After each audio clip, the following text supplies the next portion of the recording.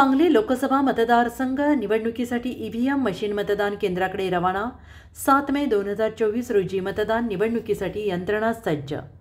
सांगली जिल्ह्यात लोकसभा सार्वत्रिक निवडणुकीसाठी 7 मे रोजी मतदान होत आहे। निवडणुकीसाठी यंत्रणा सज्ज झाली आहे। जिल्हाधिकारी डॉक्टर राजा दयानिधी यांनी सांगली 282 सांगली मतदारसंघ येथे डिस्पॅच या ठिकाणी भेट देऊन माहिती घेतली, तसेच निवडणूक कर्मचारी यांना शुभेच्छा दिल्या।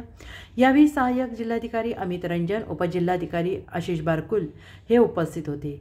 प्रत्येक विधानसभा मतदारसंघ ठिकाणावरून डिस्पॅच सेंटरमधून ईव्हीएम मशीन घेऊन कर्मचारी मतदान केंद्राकडे रवाना झाले आहेत। सांगली जिल्ह्यात 2693 टीममध्ये 10,771 कर्मचाऱ्यांची मतदान केंद्रावर नियुक्ती करण्यात आली आहे।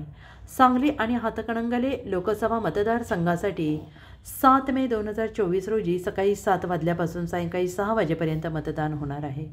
सांगली लोकसभा मतदारसंघात मिरज, सांगली, पलूस, कडेगाव, खानापूर, तासगाव, कवठे महांकाळ आणि जत या 6 विधानसभा मतदारसंघाचा समावेश आहे। तर कोल्हापूर जिल्ह्यातील हातकणंगले लोकसभा मतदारसंघात जिल्ह्यातील इस्लामपूर आणि शिराळा या 2 विधानसभा मतदारसंघाचा समावेश आहे। सांगली जिल्ह्यात लोकसभा निवडणुकीसाठी 2448 मतदान केंद्रांवर मतदान होणार आहे। यामध्ये प्रत्येक विधानसभा मतदारसंघात विशेष मतदान केंद्रे, महिला नियंत्रित केंद्रे, युवा नियंत्रित मतदान केंद्रे, दिव्यांग कर्मचारी नियंत्रित मतदान केंद्रे आणि बुरखाधारी मतदान केंद्रांचा समावेश आहे। सांगली जिल्ह्यात एकूण 24,36,820 मतदार आहेत।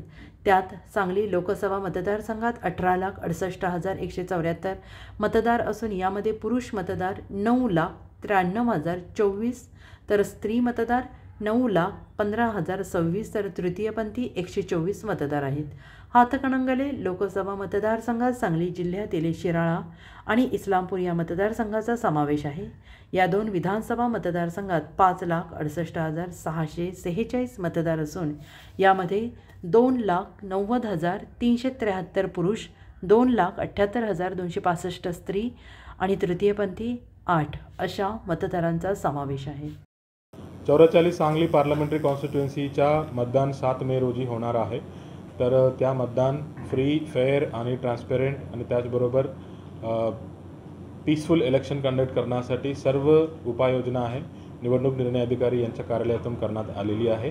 तर मी याद्वारे सर्व 44 सांगली पार्लमेंटरी कॉन्स्टिट्युएन्सीच्या सर्व मतदारांना मी नम्रपणे विनंती करण्यात येतो की 7 मे रोजी जास्तीत जास्त लोकांनी बाहेर यावी आणि आपण सर्वांनी मतदान करावी आणि लोकशाहीचे बळकटीकरण करण्यामध्ये आपला सहभाग द्यावी।